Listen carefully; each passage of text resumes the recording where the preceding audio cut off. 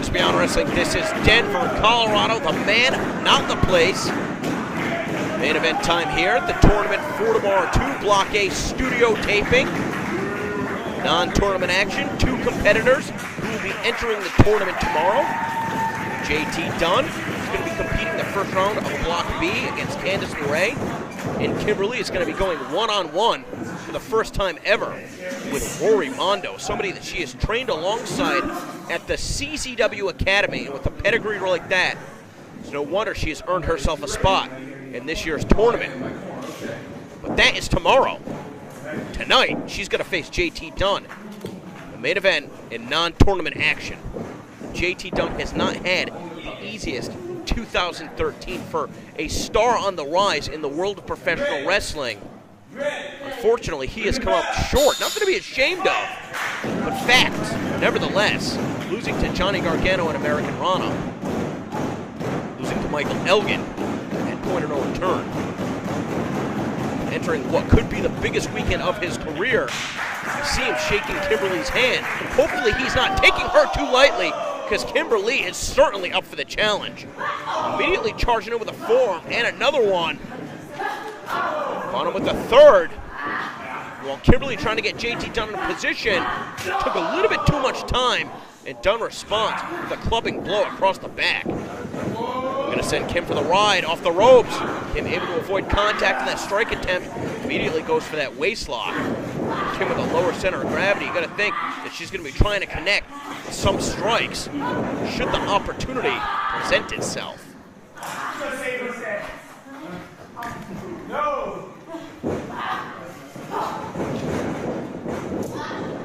Kim comes rushing in, and JT Dunn just dumped right on the top of his head. I don't like the way that arm is hanging by his side. She might have shortened JT Dunn by a couple of inches. JT Dunn staggered on the ropes. Kim comes charging in. Did the best that she could to brace her fall. Still stumbling around on the outside. JT Dunn just kicking right in the chest. Dunn's got a sight set on Kimberly, looking to dive on the outside. Too early. Got caught in the midsection with that kick from Kimberly. While he's precariously positioned on the ropes, how about one across the kidneys for good measure? Kimberly, I think, for the next couple days is going to prove to be one of the toughest competitors on the independent wrestling scene, male or female. And I think a lot of that has to do, again, with where she is trained at the CZW Wrestling Academy.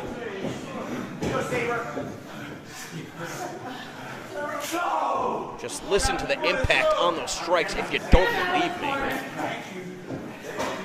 Gonna send JT down for the ride, stopping her in her tracks, caught her with that soul bot, and again with the forearm across the neck. JT Dunn, perhaps shaking the cobwebs, trying to regain his bearings. He sends Kim face first into that top turnbuckle. He's got her sandwiched in the corner, perhaps planning his next course of attack. That happens to be an elbow. Of course, you notice that red elbow pad which JT Dunn likes to remove and connect with that rolling elbow which he has been using to knock out opponents for the past number of months.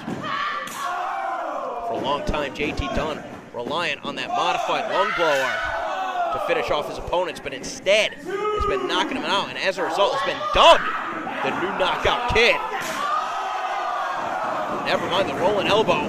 How about that chop to the chest? Now looking to send Kim for the ride.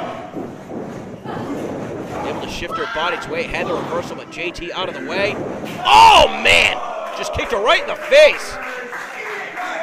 Sweeps out the leg, and here's some of that signature combination offense out of JT Dunn. Look how little motion was wasted. Even that cross body block in the corner, Kim trapped, nowhere to go, only good for a 2 count.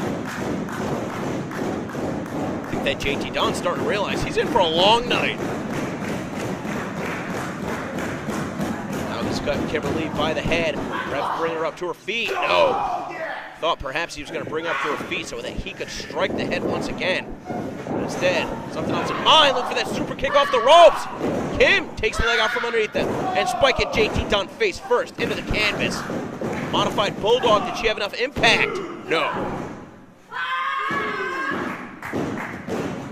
Not sure if Kim is starting to get frustrated, or perhaps just trying to rally support of the fans and wrestlers on ringside. It's the first time in Beyond Wrestling history that we've opened up to a studio taping for our fans to attend. But that's just how important Tournament for Tomorrow 2 is.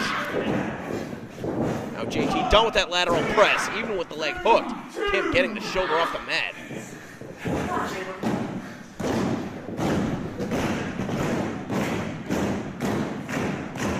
What a show the fans have seen here tonight. Wrapping up Block A. Just a few minutes ago, we now know that Green Ant will advance to Fed Music on Sunday to face the winner of Block B. JT looking to retreat on the outside. I'm sure both of these competitors would love to face Green Ant on Sunday. They've got to survive tonight first. Of course, getting caught up in the spirit of competition, it's hard not to when you've got all of your peers and the most passionate wrestling fans on the planet. Sometimes it leads to mistakes like that. Kim driven skull first into the post. JT Dunn doing what he needed to stay alive. Resetting the count. Now he's got Kim once again. Not looking to bring her in the ring, instead looking to put a hole in her chest.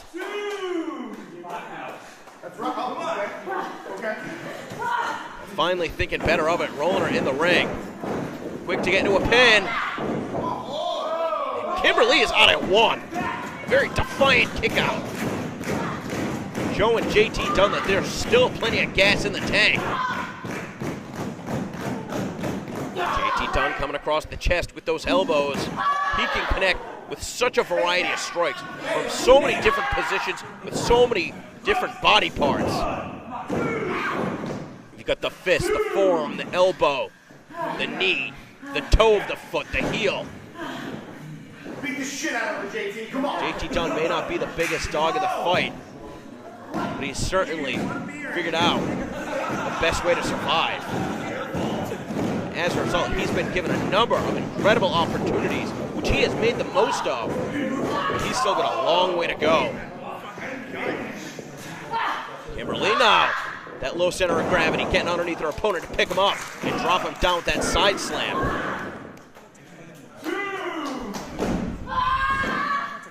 To help her stabilize herself, especially if she's getting knocked around, try and find her balance. Perhaps get out of the way, retaliate with a strike of her own.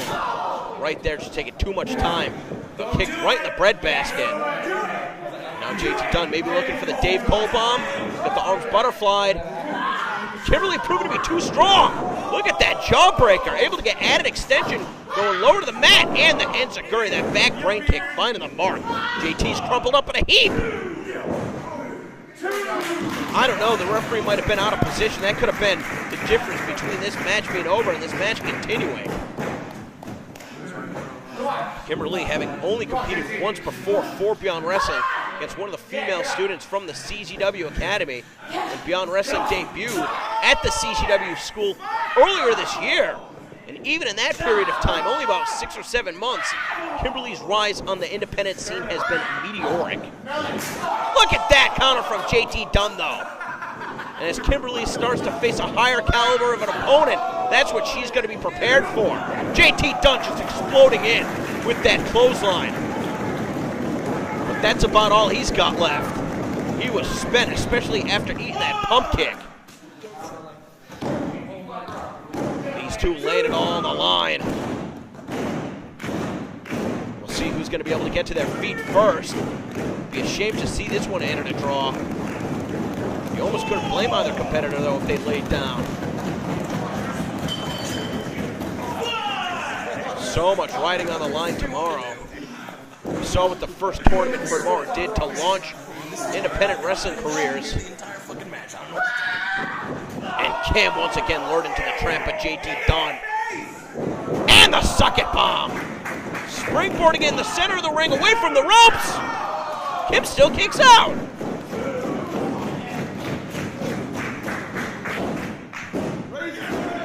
One of the most difficult parts of the strategy when you become so reliant on your strikes is that most instances, especially for JT Dunn's rolling elbow, you need to connect on a standing opponent. I think JT Dunn realizing that perhaps instead is going to be changing up his strategy. I don't know what he's got in mind right here. Just tossing Kim into the corner. Just a straight shot, doing damage to his own hand. Now taking her to the high rent district. JT Dunn going up after her. Kimberly trying to fight back. JT firmly with his footing. Starting to stumble. Not sure if he has the leverage he needs. Kim holding on. And JT Dunn left that midsection open. Kim firing off a few shots. Caught him with the drop kick from the top rope. JT Dunn, the impact turning him inside out. Still on his feet. But for how much longer? Caught him with that clothesline. Kimberly coming alive. Wow, right in his head with the Hurricanrana, right into the pin. No wasted motion whatsoever, but JT Dunn still kicking out. Just a second away from being beaten by Kimberly here tonight. Still gonna think that that would be an upset. As much as Kimberly has improved, JT Dunn is quickly becoming one of the guys on the indie scene. Not only as a singles competitor, but also growing the Juicy Product brand. Tag team alongside David Starr. He'll be competing in Block B tomorrow. I can't believe Kimberly's still competing tonight. How did she kick out of that super kick? The added impact, the added momentum, rebounding off the ropes. Nowhere to go but down. JT Dunn perhaps starting to telegraph that he's going to be looking for that rolling elbow. You see him adjusting the elbow pad. Is he looking to take it off? Kim had it scouted. Listen to these shots! Oh, JT Dunn just trying to push her away. The kick to the leg. Dunn fires a shot to the chest. Kim responds in kind. Every single one of these shots a potential knockout blow. Now both competitors striking at the same time. What's going on here? Taking off the elbow pads, taking off the wrist tape. Things are about to get down and dirty.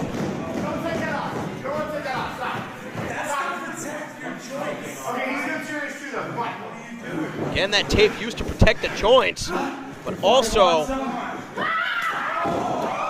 does a little bit to protect your opponent as you're striking them as well.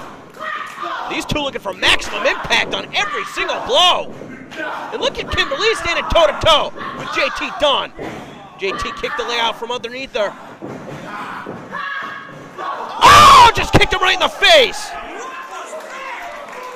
How is he still on his feet? A bit of misdirection. JT was braced for the kick to the leg. That time got out of the way. Not going to make the same mistake twice. And caught her with the knee. Kim, though, another kick to the head. And now she's got JT Dunn hooked up. Oh! A gonzo bomb? 1, 2, 3. Oh, wow!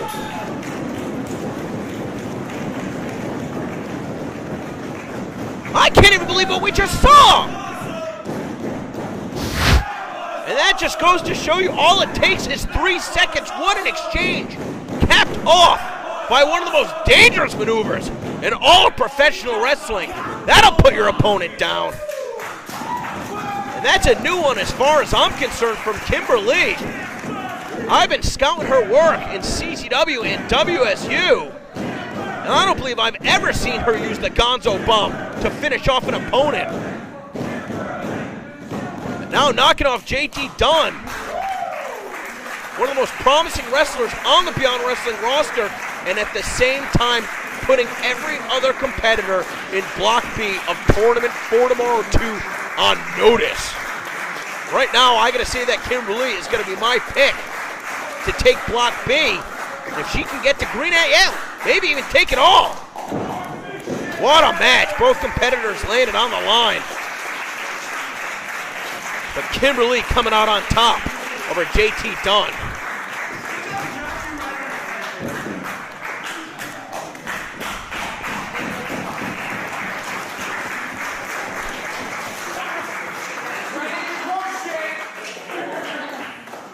Come in.